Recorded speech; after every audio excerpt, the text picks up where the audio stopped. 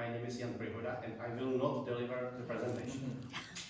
My colleague Sergei Krunevich will take the lead and tell you all the stuff around the onboarding REST APIs, building simple REST API application, and some examples. And the reason why I'm not presenting here is because I would like just a placeholder for Sergei instead, in case some trouble would happen. So I'm not talking here. So Sergei, please. Okay. So we good, I think. I'm really happy to see such a big crowd this morning. I didn't expect that many folks. So let me quickly introduce myself. Maybe a couple of minutes. Good. So let me quickly introduce myself. I'm a software engineer at Broadcom. I worked there almost 6 years, and all this time I worked on Zoe. So I was witnessing its evolution through time. So that reflected on me somehow. Also for the local folks, I should mention that I own a British short haircut and I enjoy riding British motorcycle through Czech countryside. That's just a quick just as a nice breaker. So now that we can go to our agenda. This session is about REST APIs, building using Mainframe REST APIs in your software. But we still need to start with Zoe, because Zoe is our key to mainframe, to bring mainframe to modern development, distributed world. And as I mentioned, for 5 years we were having multiple sessions describing how to install, configure, maintain Zoe. We will not touch it here because there were 3 different sessions and they're still going, but we're now moving a bit more to the usage case. But still, I will go to the very basic parts that are required for us today, and then we'll switch to onboarding of services to mediation layer, and then we'll describe quick design of the application that will use these APIs, and we'll complete the code. This session was originally designed for bring your own device on hands experience, but it's a short session, so I'll try to do it myself quickly, and you'll just observe this one. I hope it's okay with you. So first is thing that we need to mention is Zoe extendability. You may know, any of you know about Zoe at all? Yeah, I'm pretty sure some of you do, just to make sure, yes. So Zoe has multiple components. There are client components, the things that install on your local machine that allow you to access mainframe. And there are server-side components. These are installed on the mainframe and also allowing you to interact with mainframe, do some cool stuff, or just access it through the browser. And all of these plugins are extendable. So you can write your own CLI plugin for Zoe. You can write your own Zoe Explorer-based plugin. You can build web applications and onboard them to the Zoe desktop. And of course, the Zoe API mediation layer will show its true power only when your products are onboarded. It doesn't make much of a sense as a standalone component. And to make sure all of these plugins and extensions are in a good shape, Zoe has a conformance program. You can use this link later. I think we'll share this slide. You can access it there.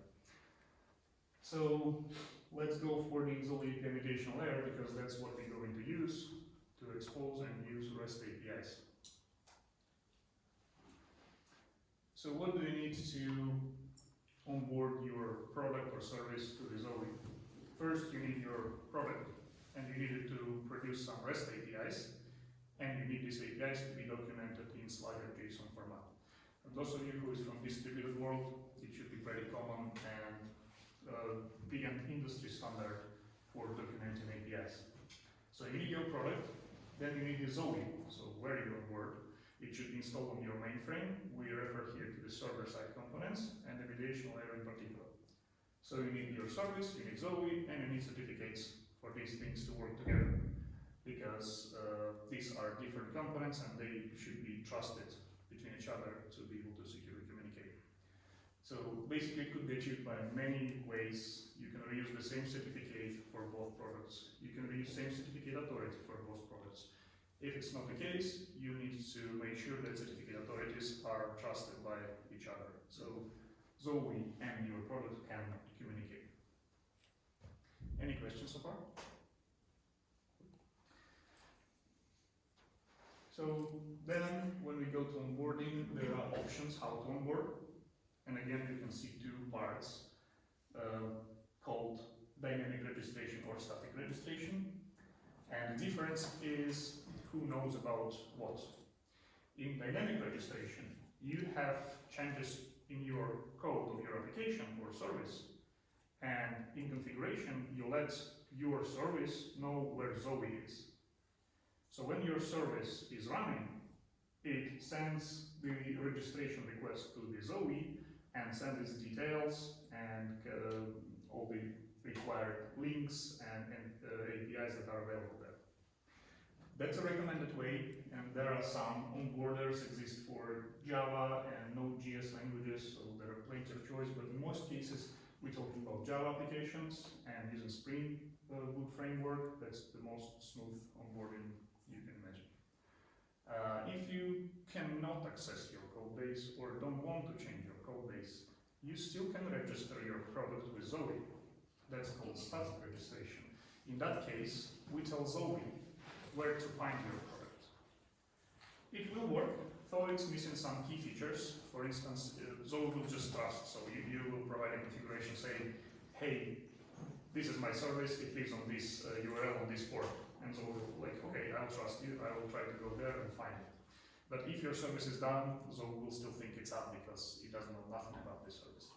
So that's why the dynamic registration is preferred way and recommended in most of the cases. So we're not going to actually onboard anything today, but I will show you the basic, the pretty simplest way to onboard the service on an example of SysView. Anyone knows what SysView? Good, good, good. And there is a SysView apps that's not the main SysView, let's say, but this collection of REST services exposed by SysView is living under another starter task, and it's a Java application basically. So we are going to describe how to onboard it.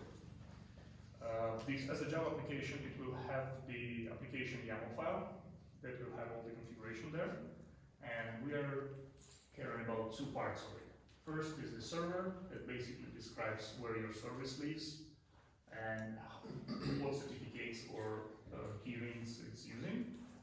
And the second part is the API validation layer that shows where to find the Zoe. And I actually have an example of that. As I mentioned, it's supposed to be live session.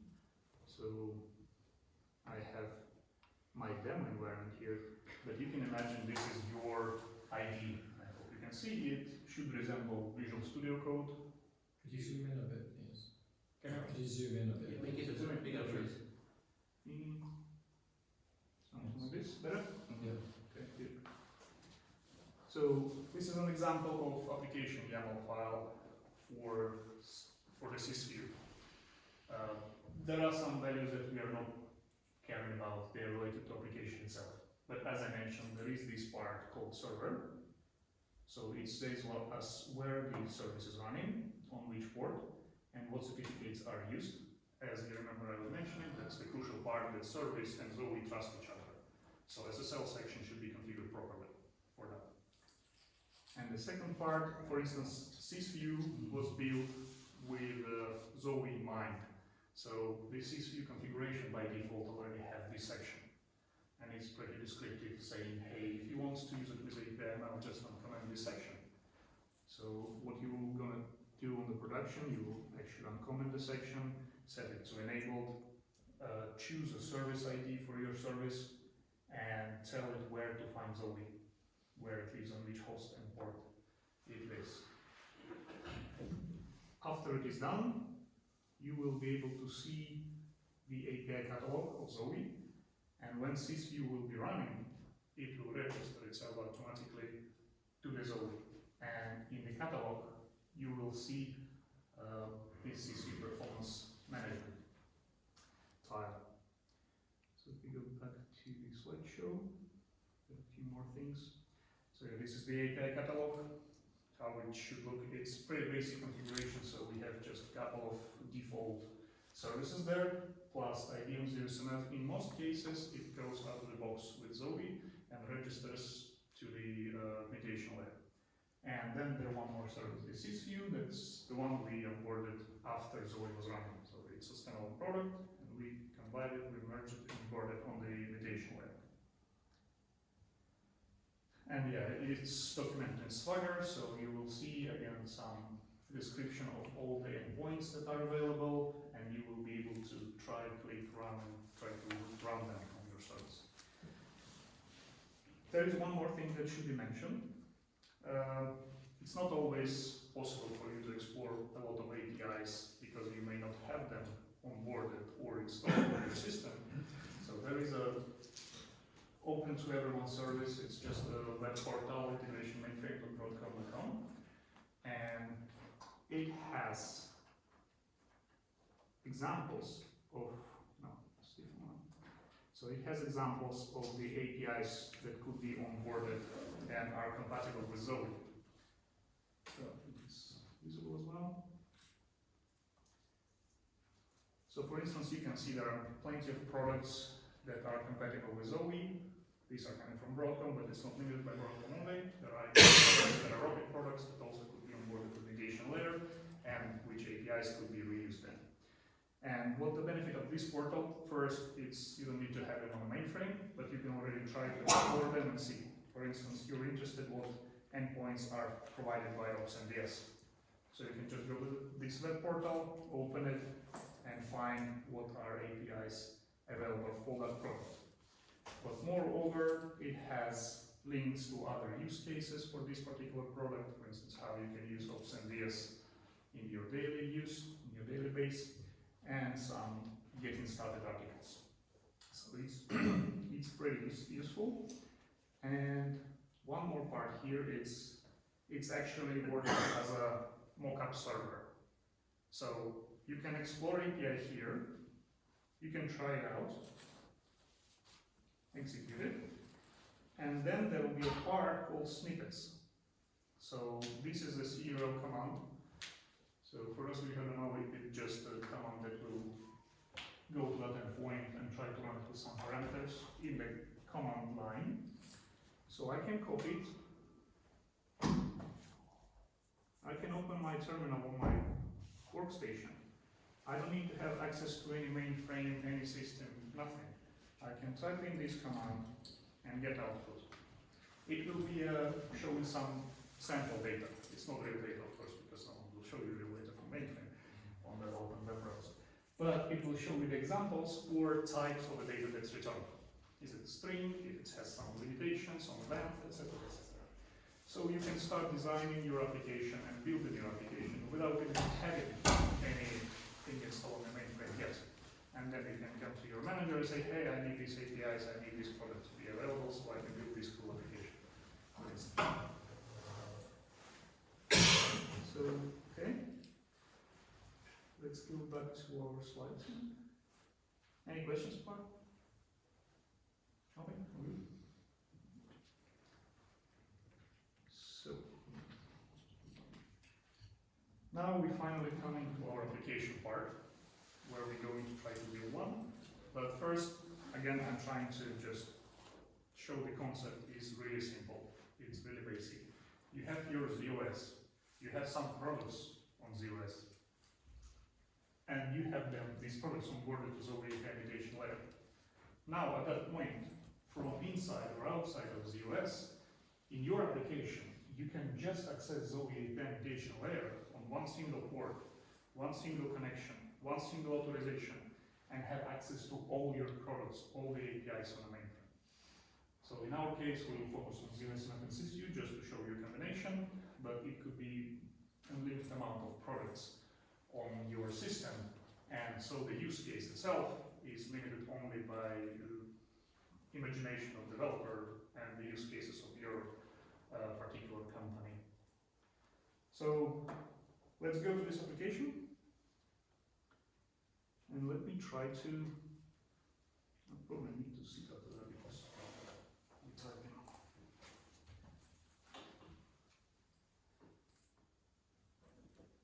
So as I mentioned, this is the ID that I have, the demo environment. But you can imagine this is your local workstation with your preferred ID.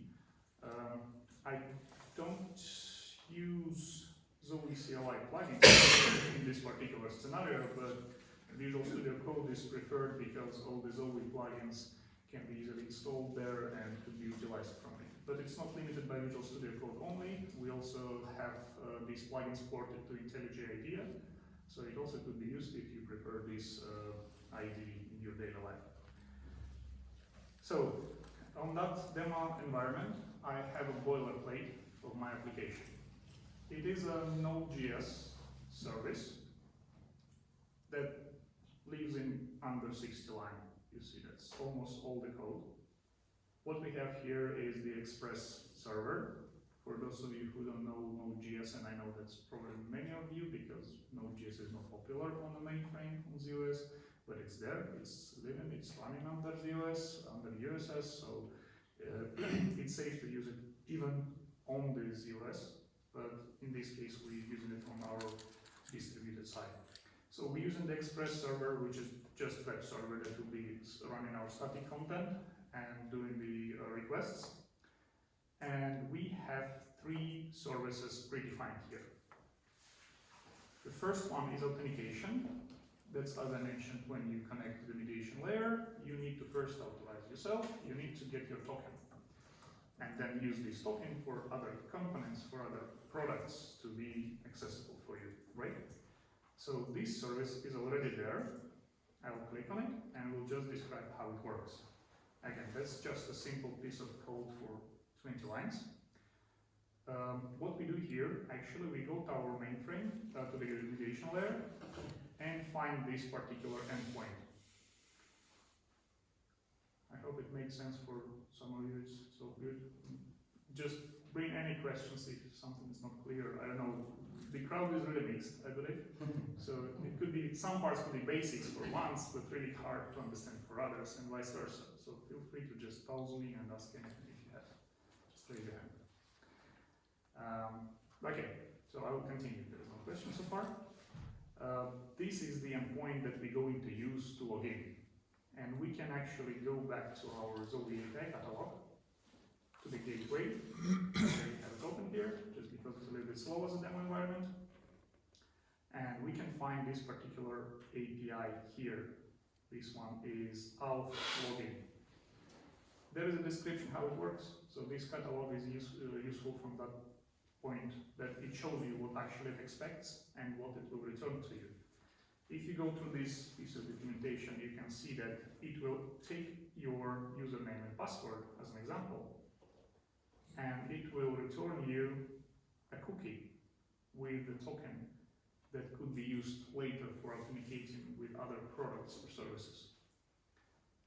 So we can even try it out here to see how it will work. Of course, this username and password does not exist on the system, but we don't really care. The main part that we need from here is these snippets again. You see these pieces, there are a little bit more of them than in our Broadcom integration portal. And some of them are in the programming languages. So you can find, yes? Can you make it a little bit bigger, please? Yeah. More. Okay. So for instance, this piece of the code in Python that basically tells you how to use this endpoint, how to authorize your user in your application written in Python on your local machine.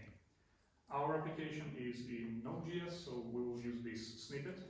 But as I mentioned, this particular code that you can see here is already implemented here in our application. So we issue a post request. Again, we can go to catalog and see it says post. So for this request, we need to send some data with the request for it to work. So we issue a post request and send in our username and our password with it. And in the response, we're looking for cookie that will have our token. And again, we check in documentation. It says there will be a cookie, and this cookie will have a token that we will use. So when we will start our application, it will send my username and password to the mainframe and receive a token in the end. And we will just save it in our application for further use. That was the first service. Then there are two more services. We want to build an application that combines multiple APIs, and in that case, we will be building an application that tries to keep my started task alive. Imagine you have some important started task on a mainframe, and you want to check if it's alive. If it's dead, you need to restart it. There are plenty of products existing for that. There are products from major vendors, of course, but it's just for the example for showing how to use these APIs in combination. So we have a started task, and we have some automation that will check if it's running. If start task is down, we need to run it. How to do that? We can list our started tasks on a mainframe using the USMF REST API that's called get jobs.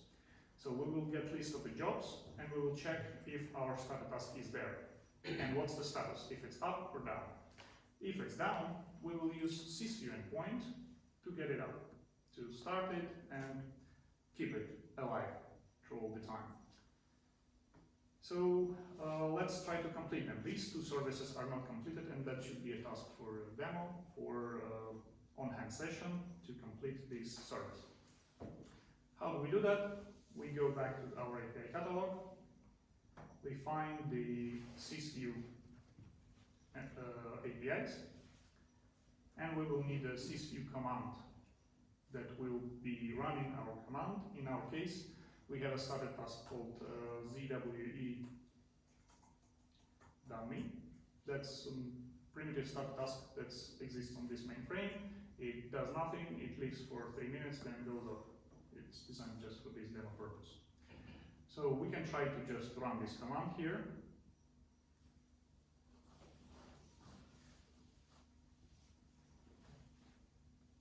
It's a demo system, so it may take a little while, but it will work.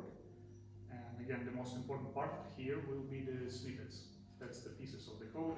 Yeah, so you can see we actually got 200 in the HTTP codes. It means we are good, and we started our started task. But again, we need this code snippet. So we take one, right from the API catalog, again, back to your ID on your local machine, and just paste it there. It would be really cool if it were working just like that, but it's demo, never works like that from the first time. So there are a few problems there. First of all, this one is proxy URL designed for demos, and it's not really accessible from this machine. But good for me, I already have it prepared here in a gateway URL. So I have the URL, then I have this CA/SysView that's the name of my plugin, of my product onboarded.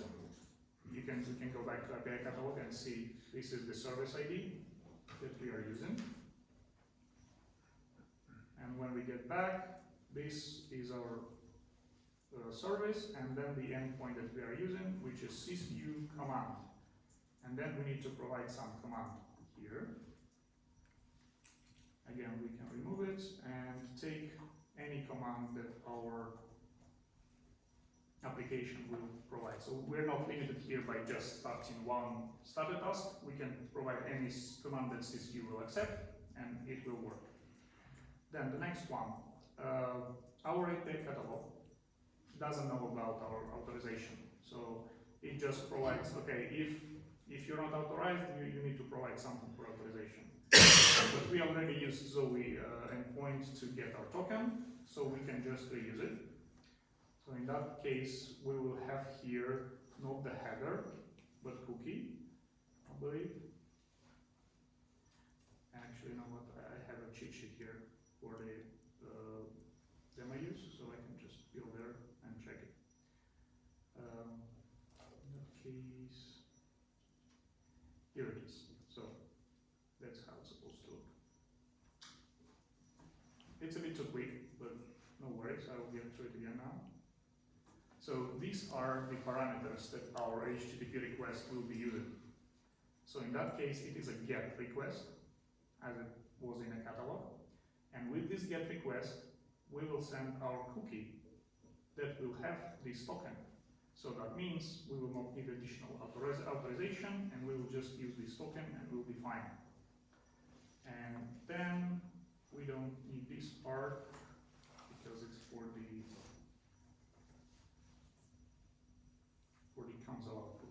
So what we do here, we do a request for this endpoint. We send there our command. We provide a token, and in the return we will get output that we would need. Now we need to do the same to the other service, the 0SMF1, it's jobs like prefix. And same, we go to API catalog, we switch to 0SMF, and 0SMF actually is quite powerful. It exposes really lots of APIs, so it might be hard to find which one they need. But with some experience, you will know that if you need to find some jobs, you need to look for jobs, right? So there are jobs APIs available from 0SMF. We can click one. We can see what are inputs for this API, so what it expects from us. And in that case, it expects owner. We don't care about owner, we know the started task name, so we can put asterisk as an owner. But we know prefix, so we can set prefix here. And we don't need job ID, we don't need these filters, and you can see they are described here, they're explaining what they are and what they're used for. Then we click execute, and again we can get our snippet. We copy it,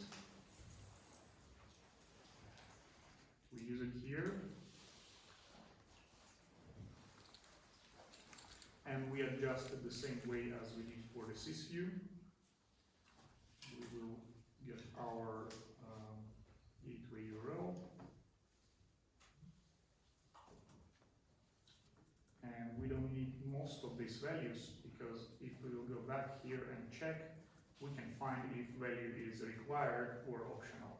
So it's not marked here, but I know that we will need most of them. We will need to replace owner with an asterisk. We will need to replace prefix with our prefix that we will provide here. Yeah, no, again, I'll just copy it from the cheat sheet.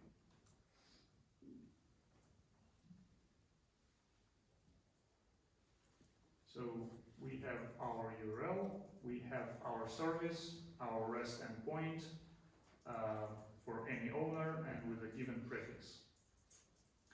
Then for the options, we also need to adjust them for the 0SMF to be ready. 0SMF requires some extra header, but that's details probably if you will be working with it, you will get pretty easy. But the main part here again, we providing this token that we received from API migration layer with this request. And as the result, we will just return our result of this command. So now these services are completed, so we can try to actually run it and see if it will work for us. As a Node.js application, it will be run by just simple node command. We'll find our application, server.js, and start to serve it. And we can see the web UI. That fell pretty quickly. So the first thing that should happen, it should get the authorization. So it took my user ID, send it to the gateway, get an authorization token, and now we should be able to get me a list of my started tasks. So demo environment, may take a minute. In your real system, it will be much, much quicker. But you can see, here I can find that on that system that I connected to, there are two started tasks with this name, and they both are down. That's not what I want. I want it to be alive, so I can click this button, watch CW dummy, and my application will start using 0SMF REST API to get this to the task, check for it every 10 seconds. If there is one that is running, And then if there is none, it will use CSU API, as you can see, to start the task. And now you can see it's green, it's up and running, and I'm pretty good to go. So now after that it goes sleep for 10 seconds, and if next time it finds that there is something running, it's pretty happy with that and just goes for the next sleep cycle. And we can probably check it in here. It's probably won't be visible in your system, but I can check on the actual CPU that there is one ZW dummy, and actually I can try to kill it. And go back to our application, wait for the next 10-second cycle. You see it sees it's down, it goes again and issuing the /s command to start it. So that's it. That's our application, how it works. It's pretty simple, it's pretty basic. It's no use in that form, of course, but it's a demo. So it is just showing you how to do things, how to combine things. And yeah, given that, I think I can go back to slides, because I should have a couple more there. Yeah, so these are the next steps for us. We'll share these slides again. And this is the link for our Mainframe integration portal. There is a link for conformance program for some basic Zoe resources. As usual, we always share them with Zoe to feel free to give any feedback, contact us, write to us. There are emails of Jan, who was at the very beginning, and mine. And of course, feel free to give any feedback to this session. So if there are any questions, I will be happy to answer them. If there's no, I think Jan has something to say. Yes, I have a question for you. Sergei already mentioned that this session is like the style outcome or content for a hands-on workshop breakout device. Would you be interested to see this type of workshop on any other further conference, Share, GS, whatever GS, GSE, and others? Is it something that you would like to try on your devices, even in your environment, especially if you are a Broadcom customer? We can do like one-to-one session for you. If not, then we can probably replicate this workshop or make this as a workshop again for other conferences where it's free for everyone. So just tell us either to the feedback or raise your hand and then stop by, and we can discuss the possibilities of workshop for you. Okay? Good. Thank you. Thank you. Hope it wasn't